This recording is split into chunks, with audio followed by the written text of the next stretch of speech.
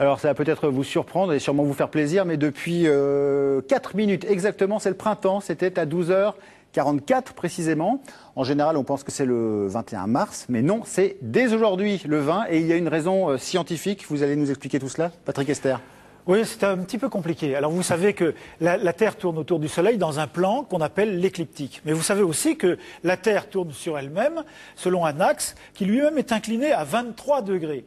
Et ces 23 degrés, c'est ce qui va faire que tout va devenir un petit peu compliqué. Parce que le printemps, ça correspond à un événement astronomique. Alors on va regarder sur une animation. En fait, si vous voulez, cette inclinaison de l'axe de la Terre va créer 4 situations bien particulières durant l'année. D'abord, le solstice d'hiver, où les nuits sont les plus longues et les jours les plus courts. Ensuite, la Terre va se déplacer avec l'équinoxe de printemps, où les nuits et les jours sont égaux.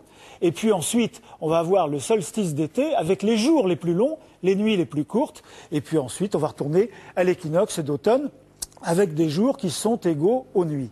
Alors, tout ça, si vous voulez, c'est un peu la raison pour laquelle tout va être compliqué à vous expliquer maintenant. Parce que l'équinoxe de printemps, c'est l'instant où le Soleil est exactement à la verticale de l'équateur, donc c'était à 12h44 aujourd'hui. À ce moment-là, la moitié de la Terre est parfaitement éclairée, l'autre est dans l'ombre, les jours et les nuits sont égaux. C'est ce qu'on appelle le printemps, les premiers temps. D'ailleurs, je vous signale que longtemps, le printemps, c'était le début de l'année, et pour les Iraniens, aujourd'hui, c'est le jour de l'an, c'est le début de l'année. Alors, en fait, pourquoi c'est compliqué?